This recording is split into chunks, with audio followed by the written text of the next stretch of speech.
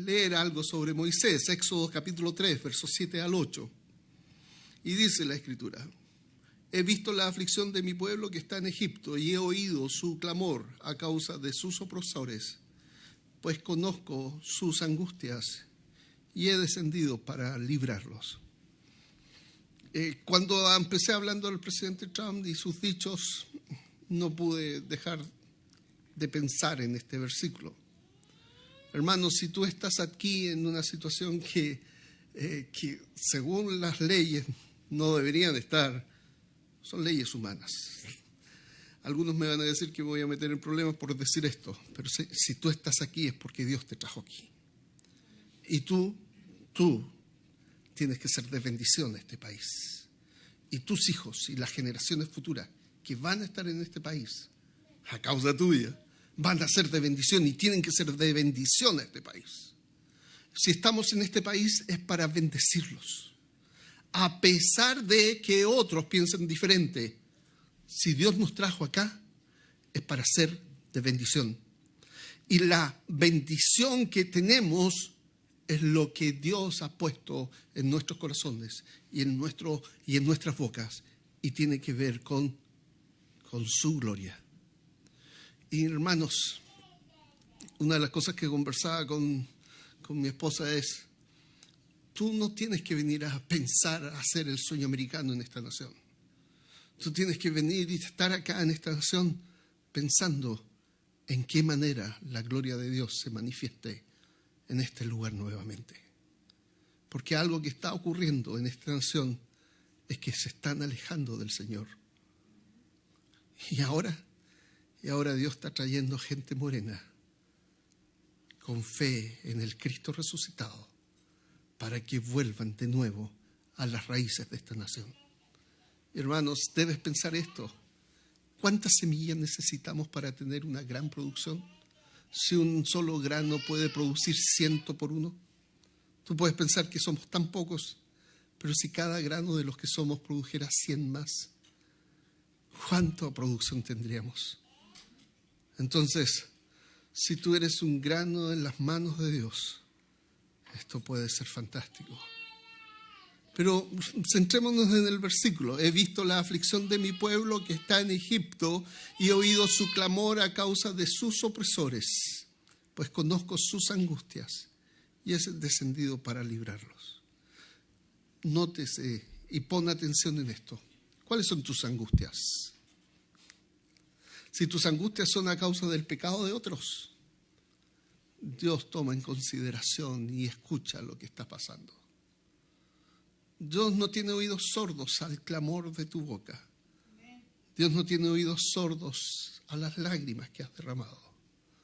Dios no tiene oídos sordos al sufrimiento que has puesto delante de su presencia. Él escucha. Él escuchó y Él escucha. Fíjate cómo el versículo 14, Él se presenta. Dios se presenta. Dios se presenta a Moisés como el yo soy el que soy. Una declaración que revela su naturaleza eterna e inmutable. El Dios que se presenta a Moisés como el yo soy es el mismo que se nos presenta a nosotros. Dice el verso 14: así dirás a los hijos de Israel: yo soy, me he enviado a vosotros. Note, pon atención. ¿Quién es el que ha enviado a Moisés? El yo soy. ¿En qué circunstancias estaba Israel? En la necesidad apremiante de rescate, de restauración, de liberación. Bueno, ¿cuál es tu necesidad apremiante? La respuesta de Dios. Yo soy esa respuesta.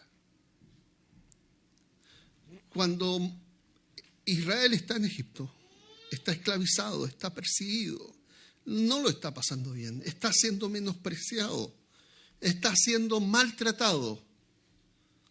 Y entonces Dios se presenta a Moisés diciendo: yo soy.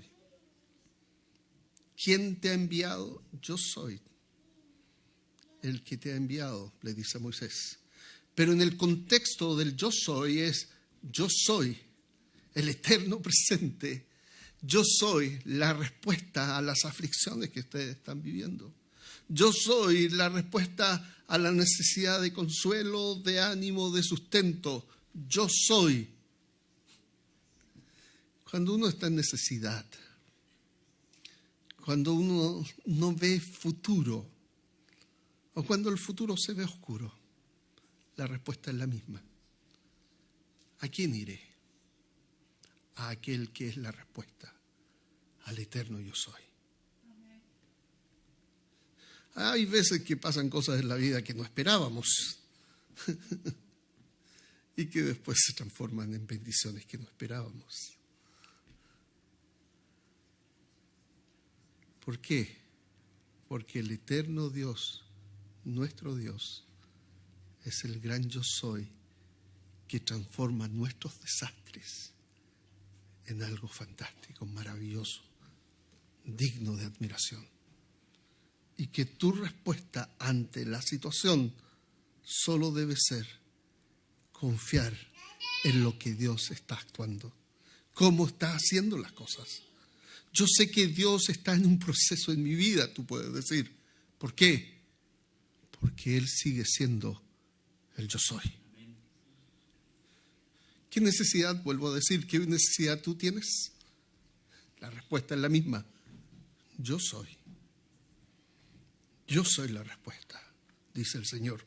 Ahora, este nombre de Dios no solo revela la soberanía de Él, su eterno presente, el que no cambia, no solo revela como diciendo, hey, yo soy el que mando acá. No. Revela más aún, revela su gran misericordia para aquel que está pasándola mal.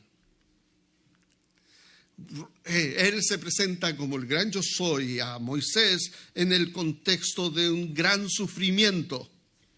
Sus hijos habían sido lanzados a los cocodrilos, al Nilo, habían sido asesinados, generaciones enteras habían sido asesinadas, habían sido maltratadas, esclavizadas. Este pueblo clama y Dios aparece a Moisés en esa zarza. Ese es el contexto. El contexto en el que Dios se presenta es la aflicción. Que la aflicción no endurezca tu corazón, que la aflicción no amargue tu vida, sino que te escondas en este gran yo soy. Fíjate, eso es cuando el pecado es de otros y me afecta. Pero cuando es mi pecado, cuando yo soy el que peco y yo mismo creo mi propio desastre, también sigue siendo el yo soy. Así es. Amén. Fíjate lo que dice Éxodo capítulo 32. 33. En Éxodo 32 vemos, en realidad en Éxodo 30, 32 vemos a un pueblo que se olvida de Dios. Moisés había ido al monte. Este Dios que lo había rescatado con mano poderosa de Egipto, que lo había rescatado, que habían visto las señales, los milagros, habían visto el mar abriéndose. Este Dios que había hecho tremendas señales, se habían olvidado de él. Habían pasado 40 días. Y algo que me parece realmente increíble, que el corazón nuestro se olvida de la prosperidad, de la sanidad, de la restauración y de todas las bondades que hemos disfrutado de Dios. Bueno, este pueblo, 40 días después de que Moisés fue al monte, dijo, le pasó algo a este, hagamos nuestros dioses. Y crearon un ídolo y empiezan a adorar a ese ídolo. Y entonces Dios, Moisés, le dice, pasa algo. Y Dios pasa algo allá abajo. E inclusive Josué decía, parece que hay guerra. Y Moisés dice, no, hay fiesta. Estaban haciendo y deshaciendo con sus vidas. Se habían olvidado del pacto que habían establecido o que Dios había establecido con ellos. Y Dios quería entonces, en respuesta al pacto roto, le dijo, voy a destruir este pueblo, porque no entienden nada de lo que ocurre. Entonces Moisés intercede por el pueblo. Y fíjate cómo es la respuesta de Dios ante la intercesión de Moisés. Dice el versículo 19 de Éxodo 33, yo haré pasar toda mi bondad delante de ti y proclamaré el nombre del Señor delante de ti. Dios está hablando, le está hablando a Moisés y le está diciendo, ¿sabes qué? La respuesta frente a este gran pecado es que voy a proclamar mi bondad, voy a proclamar mi nombre. Y fíjate cómo en Éxodo 34, versículos 6 y 7 ocurre esto, que el Señor pasa delante de Moisés proclamando el nombre de Dios. Ahora ya Dios no se presenta como el yo soy el que soy, sino que ahora explica su nombre. En Éxodo capítulo 34, versículos 6 y 7, tengo la explicación del nombre de Dios. Y fíjense, el Señor, Dios mismo está hablando de sí. Se está autorrevelando. El Señor, Dios compasivo y clemente, lento para la ira y abundante en misericordia y fidelidad, que guarda misericordia a millares, que perdona la iniquidad, la transgresión y el pecado. Busca tu pecado acá, en ese versículo, ahí está, perdonado. Que perdona tu iniquidad, que perdona tu transgresión, que perdona tu pecado. Ese es tu Dios. Ahora, fíjense lo que pasa acá. Ocurre que no hay sacrificio válido para perdonar toda la barbaridad que hizo Israel en esa situación. No hay sacrificio válido. Entonces Dios mismo es el que se presenta y proclama cuán misericordioso, cuán compasivo, cuán clemente, cuán lento para la ira, abundante misericordia y fidelidad. Y sabes tú que si en Egipto necesitaban a un redentor que los liberara con mano poderosa, aquí en esta situación necesitaba un Dios misericordioso que perdonara sus pecados. ¿Qué necesitas tú? Porque Dios es ese gran yo soy. Si estás en aflicción por el pecado de otro, bueno, esa es la respuesta, yo soy. Pero si estás en aflicción por tu propio pecado, si estás inclusive a peligro de vida por tu propio pecado, si vas en rumbo a la destrucción por tu propia maldad del corazón, la respuesta es la misma, yo soy. El que es misericordioso, el que es fiel, el que perdona tu iniquidad, el que lava tu ser con la sangre del Cordero, el que te rescata. Ese es el gran yo soy. Ese es tu Dios, porque el Dios de Moisés es el mismo Dios de ahora. Fíjate, en Deuteronomio, vamos a Deuteronomio ahora, capítulo 7, versículo 7. ¿Por qué Dios te eligió? ¿Por qué Dios elige a este pueblo de Israel?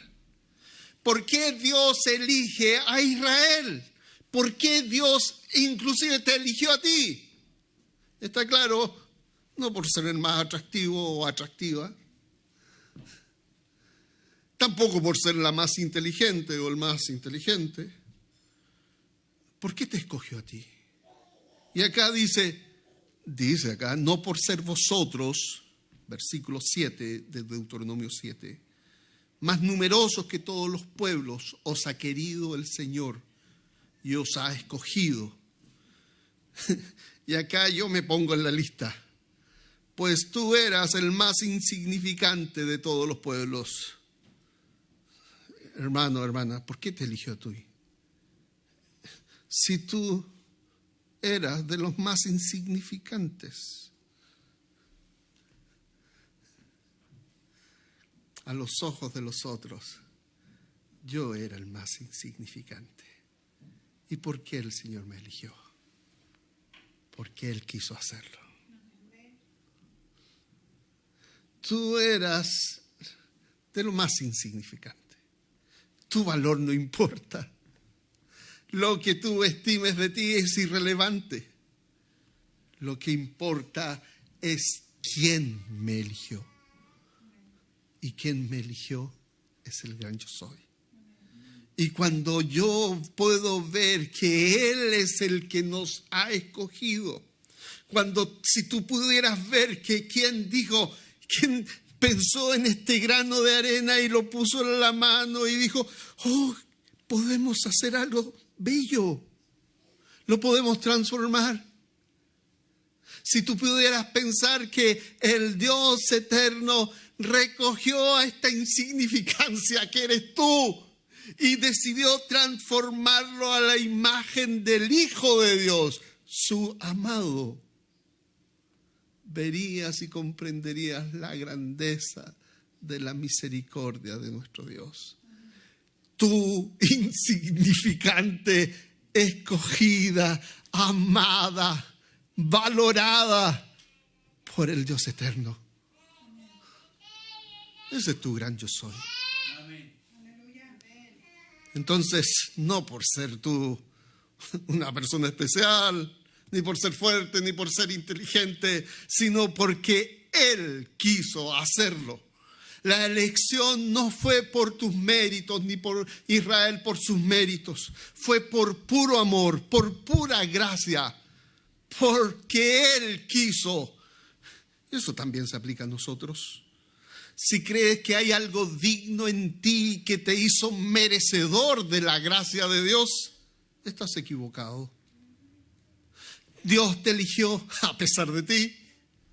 Su amor es inmerecido e inclusive mereces todo lo contrario a su amor. Una madre que tiene a su hijo, le nace amar a su hijo la mayoría de las veces. Lo ama. Pero ¿qué pasa si no es mi hijo y si es hijo de la persona que más me ha dañado en la vida? Y yo a pesar de eso decido amarlo y decido cuidarlo y criarlo como hijo en todo el sentido de la palabra. Bueno, su amor es inmerecido y esa verdad debería humillarnos, pero también llenarnos de gratitud.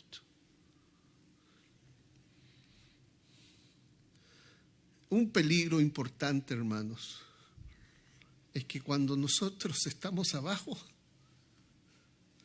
somos menospreciados por los que están arriba. Pero el problema es que cuando llegamos a estar arriba y no hemos aprendido nada, terminamos despreciando a los que están abajo. Eso es nuestro corazón. Pero si aprendemos el ejemplo de nuestro Dios y el ejemplo de su Hijo, eso no ocurriría. Lo voy a decir de esta manera. Tú eres tan despreciable como yo lo soy. Y yo soy tan despreciable como tú lo eres. Pero por la gracia de Dios hemos sido comprados a precio de sangre. Y su gracia nos transforma. Vamos a Jonás, capítulo 4. Jonás es una historia que Dios manda, Jonás capítulo 4, versículo 2. Dios manda a Jonás a decirle a Nínive que va a ser destruido. Y Jonás sale arrancando. Jonás se fue a España, arrancando, tomó un barco que iba a España. Al lado contrario, a ver, ¿dónde es el lugar más lejos que puedo arrancarme? Si Dios me está mandando a Nínive, yo quiero irme a lo opuesto. Entonces Jonás agarró un barco a España. Y empieza a haber una tormenta como esa, que es una tormenta perfecta. Y empiezan a preguntarse, ¿quién pecó para que llegara esta tormenta de estas características? Y Jonás dice, tranquilo, durmiendo, sabiendo que el responsable de todo era él. Pero la actitud de Jonás era como, déjenme dormir, déjenme en paz. Yo me voy a Nínive, no voy a ir a Nínive, yo voy a irme a España. Entonces le cuenta a los marinos, lo que pasa es que el Dios creador del cielo y de la tierra y de todo lo que hay, del universo entero, me mandó a hablar y yo no quiero ir. ¿Y por qué no quieres ir? Porque Nínive es enemigo de Israel. Nínive inclusive va a destruir a mi nación. Y yo quiero que la destruyan primero. Y si voy a hablar, esto no lo dice la Escritura, esto lo esculubrando yo en mi cabeza. Pero que si voy a hablar, voy a darle una oportunidad de arrepentirse a Nínive. Fíjense lo que ocurre. Ocurre que Jonás finalmente va a predicar y le dice todo lo que dice, que va a ser destruida, y el rey y hasta todos ayunan y se arrepienten. Y entonces Dios no destruye a Nínive. Y cuando Dios sale a confrontar a una ciudad tan malvada como Nínive, ¿sabe lo que está haciendo? Dándole una oportunidad de arrepentimiento. Y cuando tú le dices a un narco, cuando tú le dices a un racista, cuando tú le dices lo que le digas, arrepiéntete, porque lo que estás haciendo se te va a devolver. Porque el que a hierro mata, a hierro muere. Porque lo que estás solo teniendo en tu vida es siembra que va a traer cosecha. Cuando tú lo confrontas con su pecado, con su maldad del corazón, es lo mejor que puedes hacer. Yo lo voy a decir de esta manera. ¿Quieres ser destruido? ¿Quieres que tus hijos sean destruidos? Arrepiéntete. Porque si no te arrepientes, lo que estás sembrando vas a cosechar. Oh, me estás maldiciendo. No, estoy diciendo que si no construyes la casa del Señor, el Señor no va a construir tu casa. Lo voy a decir de esta manera. Si tú estás siendo de maldición, ¿dónde estás? Si tus ídolos se están destruyendo, cualquiera sea tu ídolo, ya sea el alcohol, la droga, el sexo, cualquiera sea tu ídolo, y tú sabes que lo estás haciendo mal, yo te tengo que decir, arrepiéntete, porque estás trayendo no solo maldición sobre tu vida, sino sobre los que amas, y los que estás sembrando vas a cosechar. Bueno, fíjate lo que dice Jonás. Y Jonás dice, y oró, el versículo 2 dice, y oró al Señor diciendo, ahora, oh Señor, ¿no es esto lo que yo decía estando aún en mi tierra? Por eso me anticipé a huir a Tarsis, que sería España, porque sabía yo que tú eres un Dios clemente y compasivo, lento para la ira, grande en misericordia, y te arrepientes del mal. Y me quiero centrar en el te arrepientes del mal. Hay dos interpretaciones del arrepientes del mal.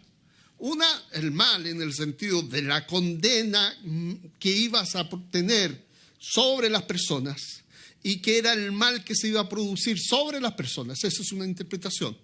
Que Dios se arrepiente de condenar a personas cuando éstas se arrepienten. Ok, la otra interpretación es, te arrepientes cuando los que están haciendo el mal se arrepienten. Me gusta más esa. ¿Tú estás haciendo un mal? Arrepiéntete de ese tu mal. Cambia la forma de pensar. Apártate de ese mal. Y verás que Dios se apartará del mal que iba a venir sobre ti. ¿Por qué? Porque cuando tú estás en algo malo y te apartas de eso algo malo, Dios transforma esto que venía en bendición y prosperidad. Pero la respuesta pasa porque tú renuncies a la maldad que estabas haciendo. Fíjate, cuando Dios te muestra tu pecado, cuando Dios te confronta con tu pecado, no es para condenarte, sino para restaurarte, para salvarte. Cuando Dios confronta, no es con el anhelo de destruir, es con el anhelo de levantar al que está destruyéndose a sí mismo.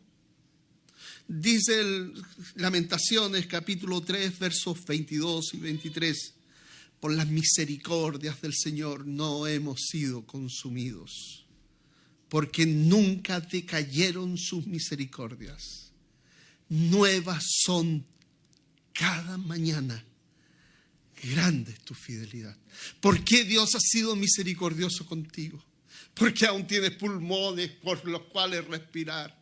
Porque tienes ojos por los cuales mirar, pies por los cuales caminar. ¿Por qué? Porque aún puedes decir, Dios ha sido fiel. Porque esa fidelidad es nueva cada mañana. Y si pudieras ver la realidad, es que Dios no te ha tratado como tú realmente te mereces ser tratado. Porque si Dios nos tratara de la manera que mereciéramos ser tratados, hace tiempo hubiéramos desaparecido. Pero la fidelidad, la misericordia, la gran compasión de nuestro Dios son nuevas cada mañana. Entonces, hermanos, esta gran fidelidad, disfrútala. Fíjense, para concluir, cuando Cristo vino a la tierra, Él reveló al Dios del que hemos estado hablando hoy día. En su vida, en su sufrimiento, en su muerte, en su resurrección y su glorificación, Jesús, el Cristo, dio a conocer y nos reveló al Dios misericordioso, fiel. Él reveló a nuestro Dios. Este Dios fiel y misericordioso fue hecho carne. Jesús nos mostró al Dios que ve, escucha y desciende para rescatarnos. Nos mostró al Dios que perdona nuestra iniquidad y nos llama a volvernos a Él. Si Dios nos ha dado a su Hijo, ¿cómo no nos dará también todas las cosas? Hermano, hermana, y aquí quiero decirte algo con todo el corazón. Dios cumplió esta gran promesa de enviar a su Hijo. También cumplirá estas pequeñas promesas. Y si tú crees que no vas a ser próspero en este país o en el país que el Señor te lleve, vas a tener prosperidad. Solo agárrate de tu Señor. ¿Por qué? Romanos 8:32, para concluir, el que no escatimó ni a su propio Hijo, sino que lo entregó por todos nosotros, ¿cómo no nos dará también con Él todas las cosas? Que hoy podamos refugiarnos en ese Dios fiel y misericordioso, viviendo en la certeza de su gracia y respondiendo a su llamado, a la obediencia y al arrepentimiento. Gloria a nuestro Dios y alabado sea nuestro Dios que se hizo carne y se reveló en